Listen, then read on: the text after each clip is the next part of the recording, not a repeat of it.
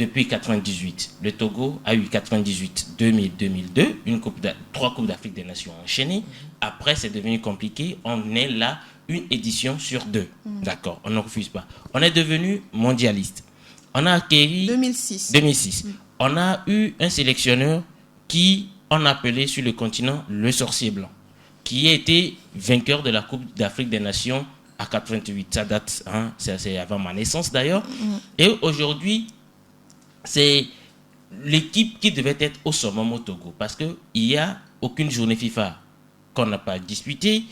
On est dans les meilleurs hôtels, il n'y a plus de problème de primes, comme l'a souligné Rodrigue Arrego. L'État met tout, mais on se retrouve aujourd'hui 126e mondial, et ça doit reposer la question de ce qu'on fait réellement au niveau de cette sélection.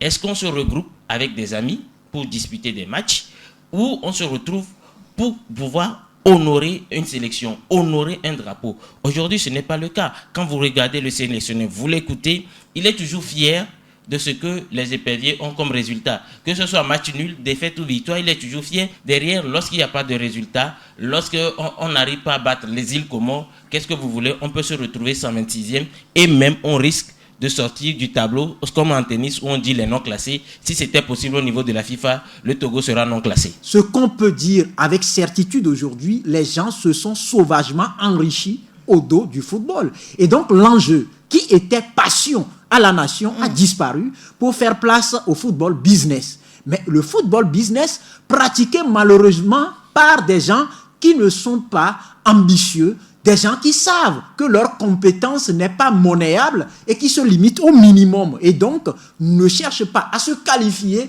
pour augmenter leurs gains, mais cherchent à rester à la place minimum pour juste empocher ce qu'il faut. Figurez-vous, on se contente des primes de convocation, on se contente des primes de campement, on se contente des primes de match nuls. Maintenant, qualification, figurez-vous que chez l'entraîneur dont je tais le nom, j'ai toujours refusé maintenant de prononcer ce nom-là, très sclérosé, pour qui les matchs nuls constituent une victoire. Le débat en sportif sur votre radio. Nous sommes avec Rodrigue Arrego, Lamine Dre et Eli Atikou. On va parler toujours des éperviers, mais cette fois-ci des locaux, puisqu'on dit qu'il faut tourner, il faut trouver un bloc à partir du cru local avant d'aller à l'extérieur. Les éperviers locaux, tant bien que mal, se sont qualifiés malgré qu'il n'y avait pas assez de moyens pour les héros d'Agégué. Pour le championnat d'Afrique. Est-ce que vous retrouvez encore ces héros d'Agégué, Lamine Dre?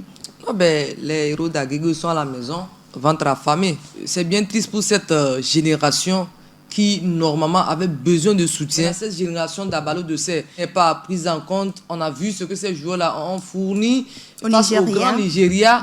Mais depuis la qualification, pas de bonnes nouvelles pour ces éperviers. Et c'est dans cette lignée-là qu'on a eu 2 décès. Je voudrais parler du feu major Badabadi et de l'intendant des éperviers et du buteur Kouda Wakossi. Aujourd'hui, quel avenir pour ces jeunes-là?